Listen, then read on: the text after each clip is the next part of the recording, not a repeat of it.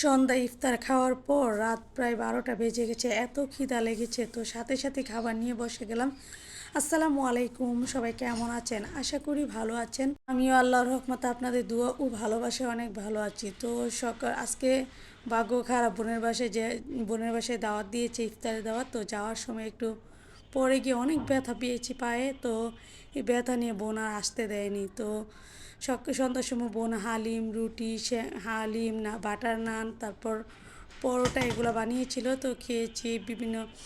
তারপর milk shake, মানে শরবত, যা জ্বালায় ইফতারিতে হয় আর কি। তো খাওয়ার পর আর পেটে ক্ষুধা ছিল না, তো খাবো না করে শুয়ে পড়েছিলাম। এখন যেহেতু 12টা বেজে গেছে, পেটে খিদা, তো মানে অবস্থা খারাপ। তো বোনকে বললাম তাড়াতাড়ি ভাত দেওয়ার জন্য। বোন এদিকে বাদামের ভর্তা বানিয়েছে, তারপর মলাই শুটকির ভর্তা বানিয়েছে, তারপর একটা শুটকির ভর্তা তেলে দিয়েছে, মানে চুলাই করেছে, তারপর পাবদা মাছ ভুনা করেছে, তারপর পাঙ্গাস মাছ ভুনা করেছে, হাঁসের মাংস রান্না করেছে। তো বোনকে বলেছি মাংস জাতীয় কিছু না দিতে, মানে ভর্তা দিয়ে এখন খাবো। প্রথমে আমি বাদাম ভর্তাটা দিয়ে খেয়ে নিলাম, তারপর মলাই শুটকির ভর্তাটা দিয়ে খেয়ে নিচ্ছি। মানে এত মজা হয়েছিল ভর্তাগুলো, আর ক্ষুধাও লাগছে। আর সাথে একটু নিয়ে নিলাম লেবু। লেবু ছাড়া কি ভর্তা খাওয়া যায়? যায় না তো।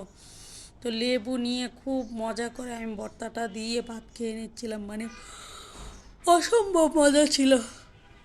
তো বাদাম ভর্তা খাওয়ার পরে সে মলাই শুটকি ভর্তাটা খেয়ে নিলাম। এখন আবার সে আরেকটা শুটকির ভর্তা যে ছিল ওইটা দিয়ে খেয়ে নিচ্ছিলাম। মানে খাবার যেটা খাই এটাই ভালো লাগে, কারণ এত পছন্দের খাবার হলে যেটা খাচ্ছিলাম এটাই ভালো লাগছিল। কারণ ভর্তা তো আমার অলওয়েজ সবসময় পছন্দের খাবার। আর বোনের হাতে ভর্তা সবসময় খুব মজা হয়, আমার বোনের হাতে রান্নাও খুব মজা হয়।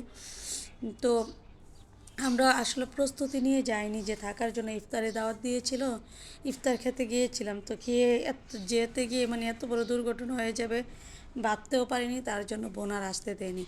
তো এখন আমি মাছ বোনাটা নিয়ে নিলাম। মাছটা এত মজা হয়েছিল, একদম নদীর পাঙ্গাস ছিল। তো আমরা বোরাতে পাঙ্গাস মাছ খাওয়া যায় না, আর সন্ধ্যা রাতের জন্য বোন কয়েক পিস বোনা করেছিল আর কি। যেহেতু সন্ধ্যার রাতে হাঁসের মাংস দিয়ে খাবো, তার জন্য অল্প করে মাছ বোনা করেছে, অল্প করে পাবদা মাছ বোনা করেছে, তারপর অল্প করে পাঙ্গাস মাছ বোনা করেছে। তো পাঙ্গাস মাছটা খেয়ে এখন আমি পাবদা মাছটা নিয়ে নিলাম। পাবদা মাছটা এত স্বাদ ছিল, বলে বোঝানোর মতো না। তো সব কিছুতেই আলহামদুলিল্লাহ খুব মজা করে খাচ্ছিলাম। খাবারগুলো দারুণ টেস্টি ছিল, মানে খুবই মজা ছিল। আর লেবুর রস দিয়ে দিয়ে খেতে খুবই দুর্দান্ত মজা লাগছিল, যেটা বলে বোঝানোর মতো নয়। আর বুড়াতে তো হাবিজাবি খাওয়া যায় না, বুড়াতে একটু হাঁসের মাংস, একটু ডাল আর ইয়ে দিয়ে খাবো। আল্লাহ হাফেজ, আসসালামু আলাইকুম।